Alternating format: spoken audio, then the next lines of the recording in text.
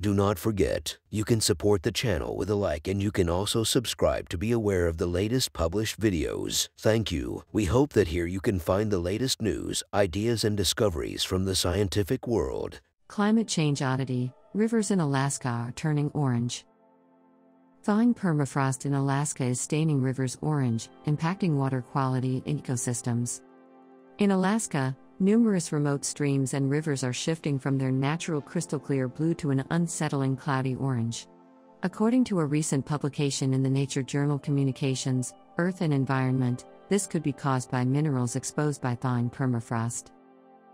In a collaborative research effort, a team of scientists from the National Park Service, NPS, U.S. Geological Survey, USGS, the University of California, Davis, and other institutions have documented and sampled these impaired waters, identifying 75 locations across an area as large as Texas in northern Alaska's Brooks Range. Implications of water quality degradation. The degradation of these water bodies could significantly impact drinking water at fisheries in Arctic watersheds as the climate continues to change. The more we flew around, we started noticing more and more orange rivers and streams, said lead author John O'Donnell, an ecologist for the NPS Arctic Inventory and Monitoring Network. There are certain sites that look almost like a milky orange juice. He notes that these orange streams pose risks of toxicity and may obstruct fish migration to spawning areas. Discovery and analysis of stained rivers. O'Donnell first noticed the issue when he visited a river in 2018 that appeared rusty despite being clear in the previous year.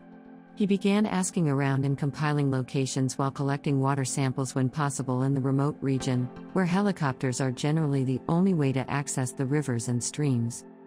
The stained rivers are so big we can see them from space, said Brett Poulin, an assistant professor of environmental toxicology at UC Davis who was a principal investigator in the research.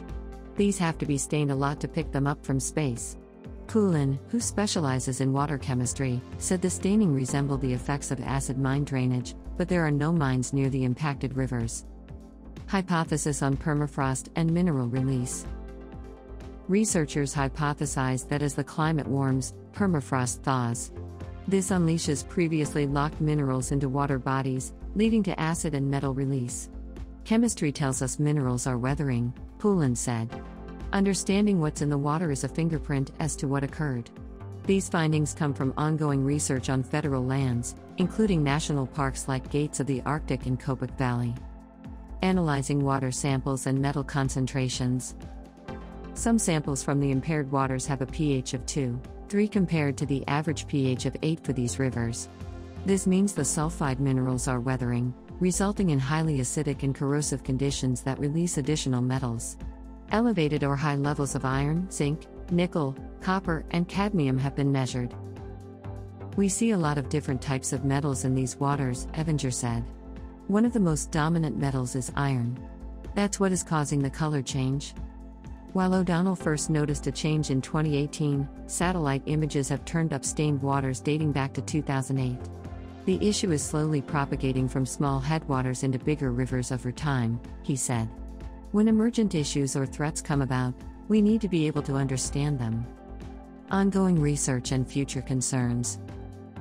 The researchers are in the second year of a 3-year grant aimed at understanding what is happening in the water, modeling what other areas may be at risk, and assessing implications for drinking water and fishing stocks.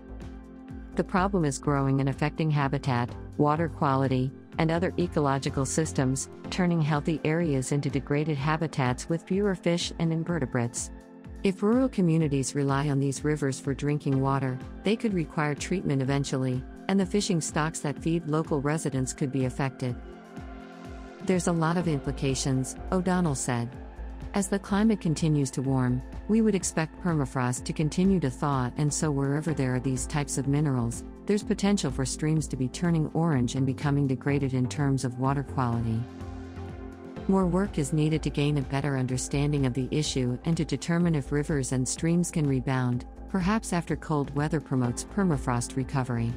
I think there will be a lot more detailed work to follow up to address some of the uncertainties that we currently have, O'Donnell said.